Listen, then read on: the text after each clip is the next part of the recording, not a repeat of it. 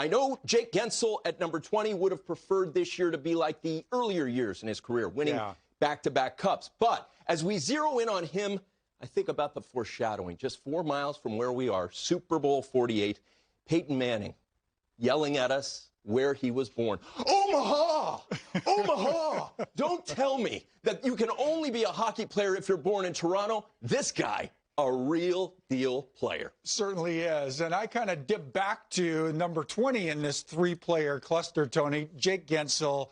He's one to watch for me. He really is. You go back 2 seasons in time, 40 goals, proved himself to be a 40-goal scorer. So he really has inserted himself into rather elite company. But this is a guy that just brings a great balance of skill and grit. Got a great knack for the net. Great release. You see how he gets it off in stride, but not shy to go to the hard areas and get a greasy goal occasionally as well. Has proven a really fabulous fit for Sid the Kid. They make a terrific twosome on that threesome. Top unit for the Pittsburgh Penguins. A lot to like in Gensel, and just 20 goals last year. But remember, that's on a half season's worth of work. A COVID and injury-shortened year last year. Expect big things from him again in the coming campaign. Let's get back to JT Miller. Yeah, let's do. Another national treasure, Ryan Callahan, in this studio, before this season got going, said, this guy's going to have a career year. Well, Ryan Callahan, you nailed it. 72 points, a career high. This is what keeps general managers up at night, Tony. Finding fits like the fit Miller has been for the Vancouver Canucks. He and Pettersson have demonstrated in just really their first campaign together exceptional chemistry. Coming out of Tampa Bay, a great acquisition is JT Miller. His first season as a Vancouver Canuck has been nothing short of remarkable, significant upward trajectory in what he's got going as an NHLer. 27 goals, over 45 helpers, 72 points on the year, and that's just 69 games worth of work, Tone. This has been a great ad for the Vancouver Canucks, and the future looks awfully bright for a core of forwards that really organically look like they're only going to get better as time wears on. Miller, an important part of that. They hadn't been to the playoffs since 2015. Good for them for playing beyond regulation. You talked about what keeps GMs up at night. What keeps me up at night? See his gloves? They say Miller. Now, he was a Bolt. Are those the same gloves he wore in Tampa, or are they different colors? Doubtful. That's a different color. Doubtful that's the same color. It never gets old watching that young man play hockey with so much emotion. I think about how Henrik Lundqvist was born to play goalie in New York City. The suits, the swag, all of it. Perfect package. Matthew Tkachuk playing for a team called the Flames, also ideal because, Grimmer, he always plays with fire. There are coaches who say, I'd rather have to say, whoa, than giddy up. You never have to say giddy up to Matt Tkachuk. He's got a little throwback in his game, does he not? And this apple doesn't fall far from the tree. The father plants that seed. But here's the thing that really excites me, Tone. This is a very talented top 6 where the Calgary Flames are concerned. But you get past Gaudreau, Monahan, Lindholm, Backlund. The consensus in this room is that this is, in fact, the straw that stirs the drink. If so goes Matthew Tkachuk, that's the direction that these Calgary Flames go. He's got a great shot. You saw some of those clips. You know how talented, how skilled he is. And even in traffic. But the thing that you really appreciate, it's the compete in his game. It's the sandpaper in his game. It's the give no quarter in his game. That's the part that one gets Matthew Tkachuk on this board and probably gets him to as prominent a position as he is on this board.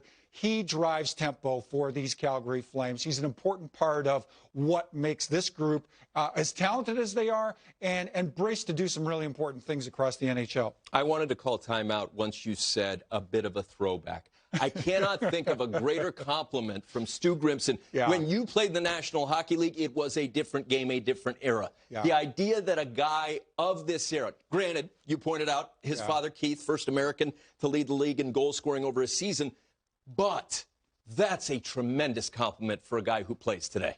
Well, that's the intangible that I think really kind of defines the character and the impact that a Matthew Tkachuk has, without question. This is a guy that plays a really hard-nosed brand of hockey, and he knows that from time to time he may have to answer to that, and he's not shy to do that. True. He lives by principles that kind of evolved from a different era where the game is concerned. You got to love that about him. It really harkens back to a different time, a time when his father played. And, as you pointed out, skill. We saw that one sequence where he's shooting the puck between his legs. Pecorini is about 8'2". The net is 4x6. The clock is winding down. His skill set, when people want to talk about him mucking it up, there's a lot to his game. Tony, we've seen a lot of players do that through the legs, kind of tuck it up tight play in the last several years or so. Can you recall a time when you've seen a player do it in the way that Tkachuk did, do it in stride and hit the shot with that kind of precision? It's a skill set of another kind, no question about it. It's form, it's function. And let me point out a little nuance here. The A for alternate captain is the Atlanta Flames A. I love it. The equipment manager in me wants to dwell on that. I'm being told by our producer, Kirsten, let's go with the count. That guy right there talked about learning this year about when to spit nails and when not to spit nails. What he spit out are numbers. Atlanta, Winnipeg, the history of that franchise, no one has been a more prolific scorer. On the topic of prolific scoring, 1 year at Michigan, Kyle Connor finishes his freshman campaign on a 27-game point streak. But that's college. It's a different level. Oh, wait, Grimmer. Look at what he's done since he's gotten to the National League. He scores a lot. How? Scores a lot. And here's an interesting kind of path to focus on, or pattern, better said. 57 points. This is going back 3 years in time. 57 points. Bump ahead to 66 points. Present tense, 73 points. Trending. He's a comer. Yes. He's a developer. He takes a broad, bold step each year. And here's the other thing about it, Tony. He does it in a rather unassuming way. Not terribly blessed in terms of physical stature, a little undersized. Could probably stand with another 10 or 15 pounds net at the end of the day, but Kyle Connor gets it done. He's a dog on loose pucks, like a dog on a loose bone, for that matter. He's really interesting to watch, and the thing I like about him, doesn't really matter who you pair him with, he seems to be equally productive. A lot of the guys that we talk about on this particular list, Tone, they've developed a chemistry that really exists with one centerman over time. Kyle Connor is an interchangeable part, equally as productive on any trio you put him on. And he plays for a coach whose voice is so lovely to listen to. One of my favorites. I watch every Paul Maurice presser I can. He once said of Dustin Byfuglien, he's a big man. I love it. I want to focus in on Mark Stone at number 10. The Vegas Golden Knights, their TV broadcast, my favorite. I love Shane Knighty and Dave Gosher. They say of Stone that he reminds them of Larry Bird. Larry Bird, the NBA legend. Oh, Larry Legend, as Johnny Most would say. Larry Bird. He, Larry Bird, the hick from French Lick, wasn't great at any one particular thing, but he was a great player. Do you agree with where they're coming from? I do. And do those two not have this in common? They're kind of understated. They're kind of unassuming. Agreed. And I think that's a part of what gives you this or resonates this appeal where Mark Stone is concerned. He does all things well. Great skater, great shooter, great passer, sees the ice exceptionally well. And I think it's really a high compete level. He's a real competitor.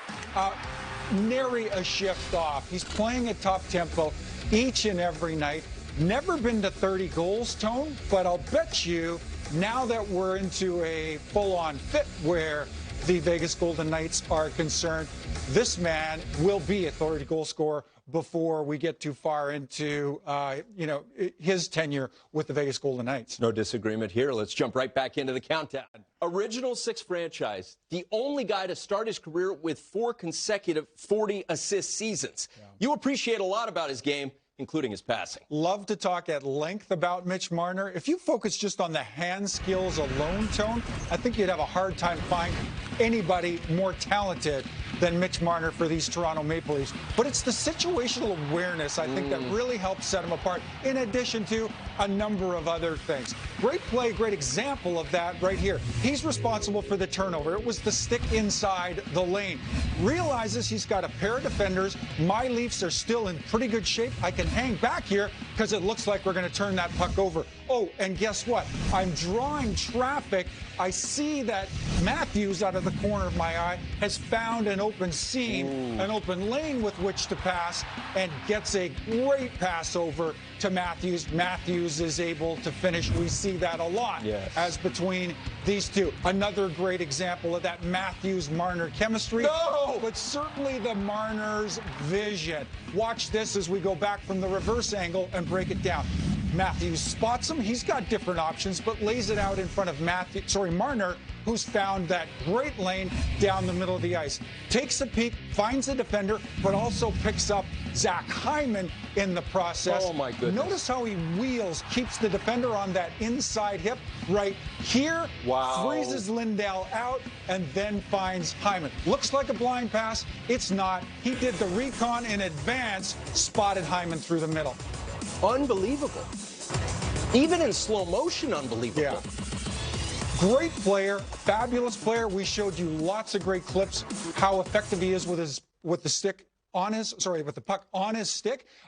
Another attribute that I think is really worth mentioning where Marner's concerned, when the Leafs don't have the puck and Marner's on the ice, hardest working player, the most tenacious player just in terms of recovering that puck, plays equally as well when without the puck as he does when he's got it on his stick. Underappreciated for that, the hardest working man in show business. James Brown, also underappreciated, but I digress. We zero in on Brad Marchand, part of a group that has tremendous chemistry, something you appreciate about that perfection line. Sure do, and if you think about it, one of the more undersized forwards, wings on this board as well, Tone, but you know, it never really seems to come up in his game. He's really sturdy on his skates, a great knack around the net, but I love how he uses that low to Pasternak to find him far side, and Pasternak does the rest. Here's that part about strength on the puck that we're talking about. Under Bergeron down low, Bergeron unloads and finds the back of the net. Straight foot race here. Great sense of where he is in time and space. Runs out of options. Long lesion to the netminder on the other side. Fires. Iron on the far side. And drops it into the back of the net. This is what they had in common. Kucherov, Marchand, and McDavid. Special scoring group. That was pick 58. Grimmer, what a player. How about it? Amazing. The chemistry. Braden Point, him, dazzling. Yeah, and you know, of course, he's on our board of top wings, but really when you anticipating that pass is coming, Point back to Palat, and then Palat to the left side of your screen finds Kucherov. These three are that skilled. Show him, Grimmer. That gifted together. A lot to like in Kucherov's game. Equally comfortable, Tone, whether he's passing, whether he's shooting. He's that gifted. And Braden Point in the 70s, 88. I heard Bruin leading the league in field goals, and I went 76, 77, Kareem Abdul-Jabbar. Unbelievable. I'm being told this is NHL Network. What a mistake. Most definitely NHL. Most definitely. I don't know if you would know how to apologize in Czech, but if I could, I would say, I'm sorry. Dobre. That's okay. It's okay. In Czech? Yeah. Wow. Awesome. How about David Pasternak? Because now this is 2 years in a row that he has had the esteem of his peers. Clearly, those numbers get our attention. You know, the skill set is there without question. Skates exceptionally well, top-end talent in that respect. Great playmaker, great shot, loves to get it off in stride. But here's what Pasternak doesn't get enough credit for, Toad. And really, it's his ability to think towards the closest Toronto defender, Pasternak. The pass, the first assist, really is the critical one. Gets a sense of where Marchand is in space and time. Appreciate pretty good option, too. Gets it to with the finish. But Pasternak, again, it's the way he processes the game, finds time and space, makes utilization of that time and space, and finds a way to execute. Tough to find a more dangerous trio in the NHL today. And I love the clips you selected because they show that chemistry that we love to watch. They all seem to be of the same mind, high hockey IQ. Obviously, he ties for the Rocket Richard, the 9th time, by the way, that Ovi has either won or tied for it. For Pasta, this is a breakthrough achievement. We think about Ovi as a goal scorer. In the case of Pastrnak, how has he become such an elite goal scorer? Yeah, again, I think it's just the way that he kind of processes time and space. There are, just a handful of ways to kind of create scoring opportunities in the NHL today. If you can isolate defenders, create 2-on-1s with defenders. Another example, and this is akin to the examples we just showed you, finding open ice where defenders aren't presently occupying. That's that quiet ice. It's that, we like to call it just the dead ice, where you're kind of defenders are unaware of where you are in time and space. That's what Pasta recognizes exceptionally well, and it's an important part of why he's able to execute at such a high rate. As the great Malcolm Gladwell, a Canadian himself, said, not all goals are created equal. Game-winning goals count a lot, and Pasta was able to come through in some really big spots. That takes us to number 1. And Grimmer, April 12, 1961. A cosmonaut, the first to go into space and come back. His name, Yuri Gagarin. Duh. Which means yes. Is the number 1 wing on our list a Russian? Duh. Show him! One thing we've learned about the Breadman this year, it's this. He absolutely loves New York. And it's all in the bread. They score! Artemi Panarin cashes in! I didn't see him being this impactful on the game, especially as a winger. This guy is special. Panarin makes an impact in the game for the Rangers every single night. Panarin scores! What a shot! Terrific stuff by Artemi Panarin. To the net! Scores! He brings every day, and you got to kind of match his work ethic. He came here because he wanted the stage. He's risen to it. Panarin, he scores! I want the bright lights. I want to be the show. I want to be the man. And he is for the New York Rangers.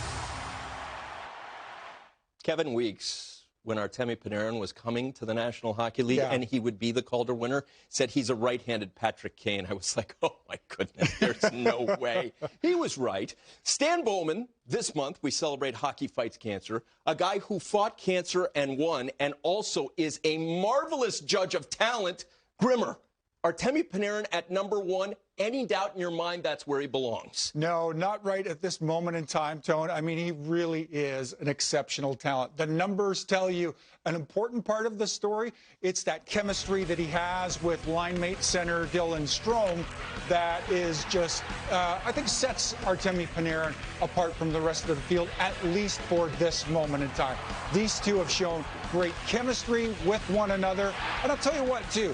On the intangible side, having found a home and a fit, playing downtown New York City, there's no question Artemi Panarin is in an environment where he chose it, and he chooses to thrive while he's there. Exceptional talent. I think it's really